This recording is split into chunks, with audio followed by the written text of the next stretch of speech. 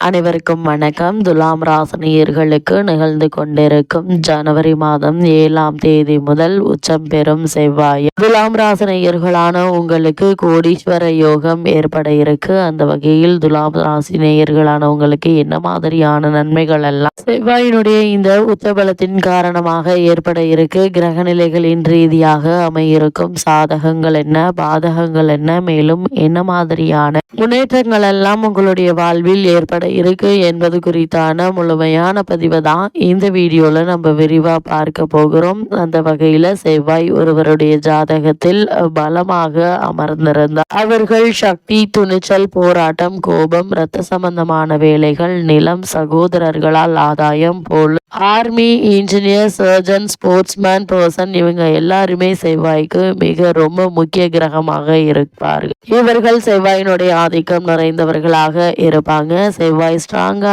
இருந்தா வாழ்க்கையில ஃபைட் பண்ணி மேலே வரக்கூடிய அளவிற்கு இவர்கள் அவ்வளவு தைரியசாலிகளாகவும் தன்னம்பிக்கை உள்ளவர்களாகவும் இருப்பாங்க. செவ்வாயினுடைய ஆதிக்கம் உள்ளவர்களுக்கு பயம் என்பது கிடையாது. அவர்களுக்கு தைரியத்திற்கு எந்த ஒரு குறையும் இருக்காது. பல முன்னேற்ற பாதைகளில் அவர்கள் பயணிக்கக்கூடிய ஒரு தருணமாக தான் செவ்வாயினுடைய இந்த ஆதிக்கம் அமையுங்க. அந்த வகையில செவ்வாய் உச்சம் பெறும் ராசி எது அப்படின்னு பார்த்தோம்னா, செவ்வாய் உச்சம் பெறும் ராசியாக இந்த மகர ராசி அமைகிறது. அந்த மகர ராசியிலேயே செவ்வாய் தற்போது 6ஆம் தேதி பெயர்ச்சியாகி உச்சம் பெறுகிறார். இதன் காரணமாக துலாம் ராசினியர்களுக்கு தொழில் மற்றும் வியாபாரத்தில் நல்ல ஒரு லாபம் ஏற்பட இருக்கு.